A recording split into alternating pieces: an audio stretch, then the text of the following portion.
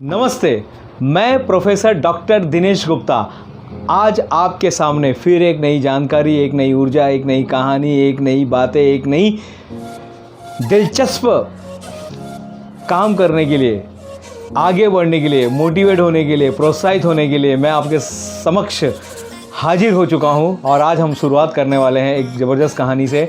कहानी क्या, ये तो एक जीवन जीने का ढंग है जो मैं बता रहा हूं। कुछ लोग होते हैं वो जन्म से महान होते हैं, कुछ लोग होते हैं वो जन्म से महान होते हैं, वो सिल्वर स्पून लेके पैदा होते हैं। और कुछ लोग होते हैं वे अपने कर्म से, वे अपने कर्म द्वारा महान बनते हैं।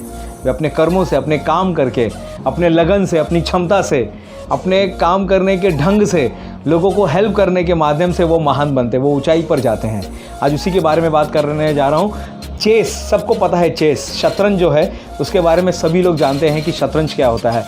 और शतरंज के खेल में आप देखेंगे जो पीछे होते हैं जो लोग, दो हाथी होते हैं, ऊंट होते हैं, घोड़े होते हैं, राजा और वहाँ पर राजा और वजीर होता है। ये जन्मजात महान होते हैं, ये जन्म से महान होते हैं। उनको वो मिली हुई है, उनको महानता मिली हुई है। वो अपने घर से ही हाथी का बच्चा हाथी है, ऊँट का बच्चा ऊँट ही बन रहा है, और राजा का बेटा राजा ही बन रहा है, और वजीर का बेटा वजीर ही बन रहा है। पीछे वाले जो लोग हैं वो जन्म से महान है, लेकिन आगे जो है ना, आगे वो अपने कार्य से महान बनते हैं। वो दिखते छोटे हैं, सीधे साधे हैं, ठेले पे काम करने वाले होते हैं, पान की दुकान पे काम करने वाले थे, किसी किराना स्टोर पे काम करने वाले थे, कहीं तो भी मजदूरी करने वाले होते हैं। सीधे साधे लोग होते हैं आगे, जिनको प्यादा बोला जाता है। प्यादा, ये सीधे साधे लोग होते हैं ना, सीधे साधे लोग, सिपाही जैसे होते हैं ये, लेकिन ये भी महान बन सकते हैं।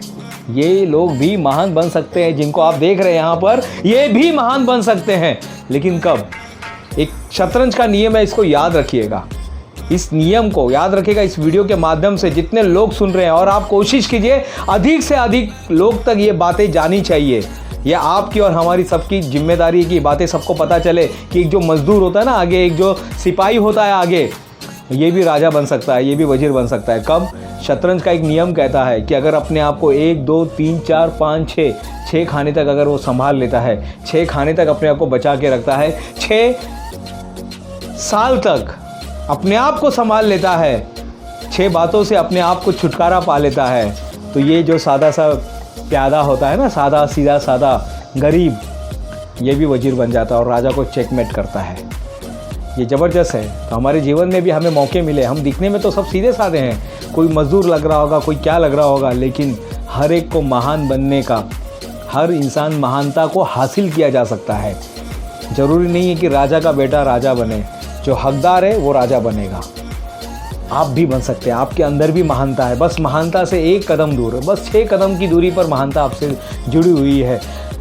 रॉबिन शर्मा कहते हैं कि हर इंसान में महानता के लक्षण मौजूद है, लेकिन उन्होंने क्या किया, छोटी छोटी चीज़ों में अपने आप को अटका के रखा हुआ है। याद रखिए, जब ये छोटी छोटी चीज़ों से आप बाहर निकल जाते हैं तो आप महानता की रास्ते की ओर जाते हैं। अपने विज़न पे काम कीजिए, अपने लक्ष्य पे काम कीजिए। आपको स्कूल आज बोर लग रहा होगा, लेकिन छोटा छोटा 6 साल तक अपने आप को संभाल के रखिए। एक IAS ऑफिसर को पूछिएगा कैसे काम करता है, कैसे पढ़ाई करता है। मैं जानता हूँ कार्तिक, सुजीत को जानता हूँ मैं। सुजीत जो है केरला का एक कुली था, वो कुली का काम कर रहा था, और कुली का काम करते करते IAS ऑफिसर बन गया। कुली का काम करते करते IAS ऑफिसर बन गया। उनको पता था ये नियम।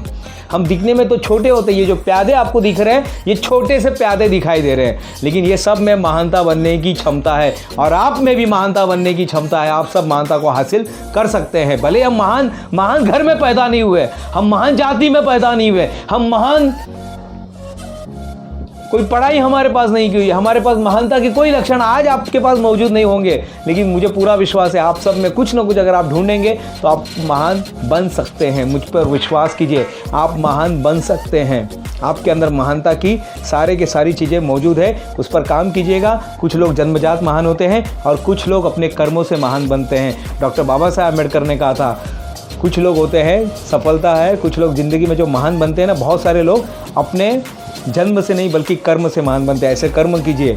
आज लॉकडाउन के बाद हो सकता है आपकी हालत थोड़ी सी नाजुक हो गई होगी, हो सकता है थोड़ा मोरल डाउन हो गया होगा, हो सकता है कि थोड़ा डीमोटिवेट हो गए, हो सकता है आप स्ट्रेस में चले गए जाएंगे, लेकिन मेरी इस बात को याद रखिएगा, ये आपको मरहम का काम करेगी, मरहम लगाने का काम करेगी। आपके अंदर महानता मौजूद है, और इस लॉकडाउन का पूरा फ़ायदा उठाइए और महानता को हासिल कीजिए। मैं प्रोफेसर डॉक्टर दिनेश गुप्ता, और आपसे मैं निवेदन करता हूँ, कुछ भी सवाल रहेगा इस नंबर पे आप कांटेक्ट कीजिएगा। मेरे इस वीडियो को, ये वीडियो आप मेरा नहीं, ये हम दोनों का वीडियो है, आपका और मेरा वीडियो है, सबके साथ शेयर कीजिएगा, सब्सक्राइब कीजिएगा और जितना हो सके लोगों को बताइएगा। बहुत बहुत धन्यवाद। मैं प्रोफेसर डॉक्टर दिनेश गुप्ता आपसे विदा चाहता हूँ।